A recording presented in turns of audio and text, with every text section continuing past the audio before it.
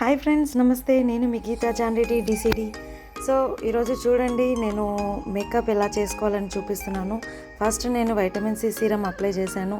Next youth elixir అనేది apply చేస్తున్నాను నా ఫేస్కి. సో చూడండి, అంతకు ముందుకి ఎలా ఉండే, ఆఫ్టర్ మేకప్ ఎలా ఉందో మీరే చూస్తారు. So third one pro prep prime అనేది నేను అప్లై చేస్తున్నాను యూత్ ఎలెక్జర్ పైన.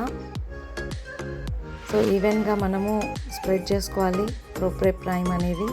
సో నెక్స్ట్ వచ్చి నాకు డార్క్ స్పాట్స్ ఉన్నాయి కాబట్టి కన్సిలర్ 003 నేను యూజ్ చేస్తున్నాను. సో స్పాట్స్ పైన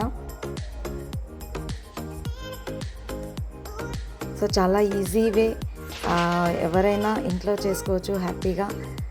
చాలా అంటే చాలా ఈజీ అన్నమాట మేకప్ చేసుకోవడం.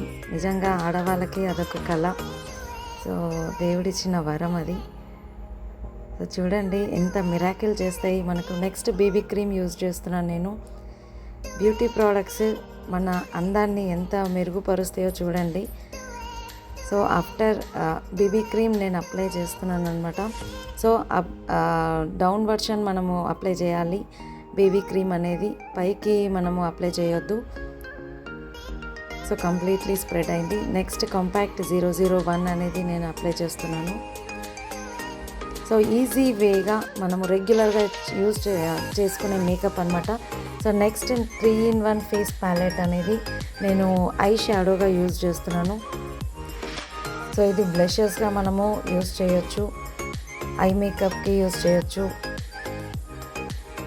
సో సింపుల్ వే, ఇంట్లోనే మనము మేకప్ చేసుకునేలాగా ఈజీగా ఉంటుంది. సో వెల్లినో ఐలైనర్ అనేది నేను యూజ్ చేస్తున్నాను. నెక్స్ట్ చాలా ఈజీ అండి, కొంచెం ప్రాక్టీస్ ఉంటే చాలు, హ్యాపీగా ఎవరైనా చేసుకోవచ్చు, కొంచెం ప్రాక్టీస్ అంతే. నెక్స్ట్ వెల్లినో లిప్ బామ్.